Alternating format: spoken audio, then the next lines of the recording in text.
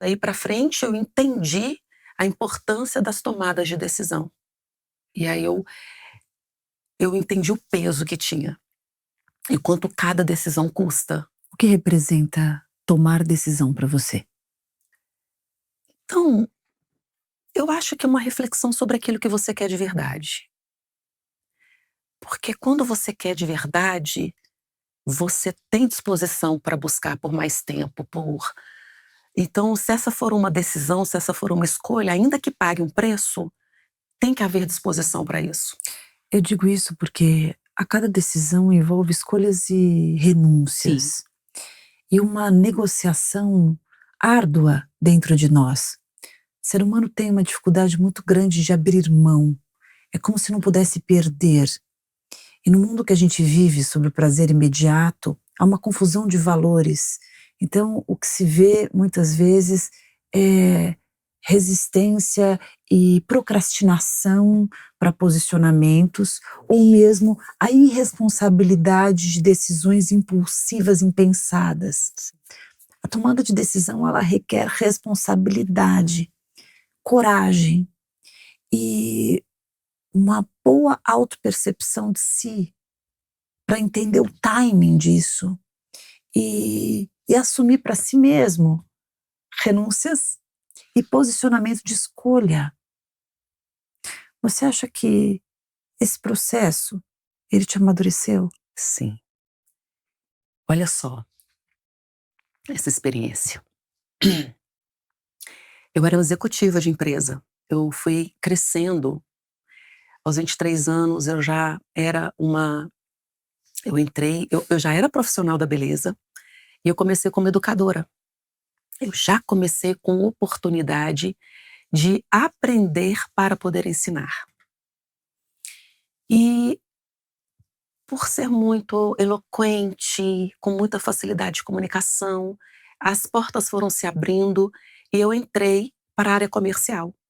E da área comercial, eu trabalhava para empresas, né, na área comercial, então eu comecei como vendedora, representante comercial, e passei para supervisão de vendas, gestora regional de 14 estados, com uma equipe de mais de 70 pessoas ao longo da minha carreira, até que, no meu segundo casamento, eu decidi abrir o meu salão de beleza para empreender, para que isso eu pudesse ficar próximo da família, porque eu também casei, engravidei, e eu não queria ficar viajando mais como eu viajava. E aquilo que eu mais amava, que eu nunca deixei de amar, que era cuidar de pessoas, fazer cabelo, que fazia parte também das brincadeiras da infância, e, e uma relação direta ao meu primeiro trabalho como educadora, e era educadora de profissionais da beleza, eu decidi montar o salão. Eu abri mão de uma carreira executiva para empreender. E eu fiquei 8 anos lutando para fechar a conta no 0 a 0. 8 anos. Como eu suportei 8 anos sem condições financeiras de tomar decisões da minha vida particular. Então, assim, o meu marido é quem arcava todas as despesas e todas as coisas tinham que ser perguntadas se a gente podia, se dava, se era a hora. E meu marido, muito conservador, muito preocupado com a gestão da família, né, com as despesas da família, sempre do modo dele, da forma dele, tomava as decisões. E qual era seu sentimento aí?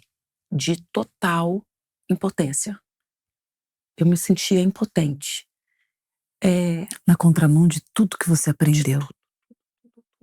E isso é uma violência para sua estrutura, Meu Deus, né? como eu suportei 8 anos, sem porque ele, como conservador e Sim. preocupado, e era pesadíssimo para ele, porque ele tinha que dar conta de tudo na casa, e ainda quando faltava dentro do salão, era ele quem eu podia recorrer. Eu fiquei endividada de mais de R$ 200.000. Olha que loucura. Eu tinha uma reserva que ela foi ela deu conta durante 6 meses o negócio. E quando isso foi acabando, eu fiquei desesperada e ele disse: "Fica calma, eu vou te ajudar". E eu também acabei com a reserva dele. E aí ele desesperou. O negócio, né, o negócio também, e ele desesperou. E aí em dado momento ele disse: "Você não sabia fazer isso? Você disse que sabia o que estava fazendo". E quando ele me fez essa colocação, eu me vi tão frágil, porque por mais que eu soubesse de pessoas, que eu soubesse, que eu amasse fazer aquilo, que eu entregasse meu coração, minhas horas inteiras, porque não eram poucas, eram 10 horas de pé, trabalhando, trabalhando, trabalhando, 12 horas, com filho pequeno, entendendo que eu estava faltando para o filho.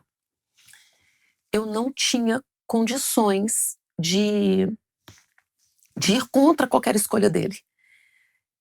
Eu não tinha força para isso.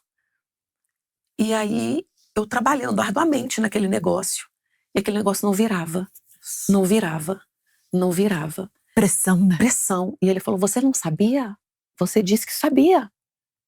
Como que você faz isso com a gente?". E aí eu falei: "Cara", o negócio começou a ir para o fundo do poço e eu não queria mais ter que recorrer a ele, fui ao banco. E isso impactando na tua relação também, né? Total, total. E eu comecei a mentir, né, ocultar. Eu fui para o banco, comecei a pegar dinheiro, cheque especial, e a conta foi abrindo, e a conta foi abrindo. E o cheque especial Nossa, com juros desespero, exponenciais. desespero. Aquilo foi virando um monstro, um monstro, um monstro, quando o meu crédito acabou. E a dívida chegou em 200.000, eu tive que chegar nele. E ele, Nossa, para um homem conservador, escutar que tinha uma dívida e que a mulher estava mentindo, era uma nossa. traição. Traição, traição financeira, né? Traição financeira. E eu que tenho em mim algo leal, eu tenho uma lealdade, eu carrego uma lealdade em mim. Então, eu tirei de mim o meu maior valor. Eu não estava sendo leal a ele. E ele tinha feito tudo por mim. E você estava perdida de si também. Cara, aquele negócio não virava. O negócio não virava. Eu já tinha feito todas as parcerias. Eu já tinha feito todos os trabalhos. Eu não sabia virar aquele negócio. Aquele negócio arrancou a minha pele. E aí, eu já tinha desistido. Chegou um momento que eu cheguei para ele, ele falava: vamos vender", mas eu queria pagar para ele.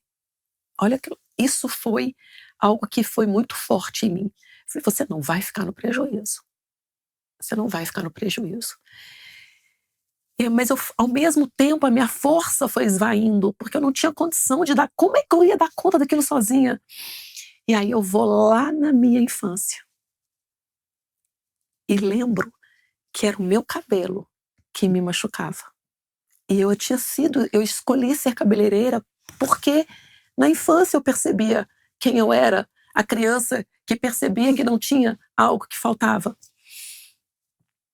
Esgotada de tudo, esgotada dos processos, esgotada das forças. 8 anos era muito tempo, eu não sabia como eu tinha conseguido, que resiliência era essa que estava me carregando, que resiliência era essa? Será que era orgulho só para ter que pagar? Ou era amor incondicional e obstinação por aquilo que eu queria fazer? Eu não sei classificar. Eu só sei que clamando, orando, pedindo, um dia Deus falou comigo. E foi voz mesmo, aqui. Eu escutei, e eu tenho, Pamela, isso é uma experiência tão, tão grande, porque eu fiz uma carta para Deus. Eu não tinha mais força. E eu coloquei data e horário. E escrevi todas as coisas que me doíam. E nessa carta, eu escrevi que Deus mudasse a minha história e as minhas gerações, que eu pudesse viver do meu trabalho, mas que Ele mudasse a minha história. Eu guardei, eu dobrei essa carta e coloquei numa Bíblia. E eu preguei o fundo, a última página, com fita crepe, para esconder a carta. E ali eu escrevi o Salmo 23 em cima. E eu mexi nessa Bíblia a vida inteira. Eu nunca mais olhei que ali tinha uma carta. Passaram-se anos, anos. Aí eu te digo, ano passado, eu me ausentei do salão por uma semana, porque eu tinha feito uma cirurgia. E aí eu escutei assim: "Deus quer falar com você". Eu falei: "Deus quer falar comigo?". Eu pensei, na mesmo me veio o sentimento na hora uma pergunta: "Deus quer falar comigo? Quem sempre quer falar com Deus sou eu".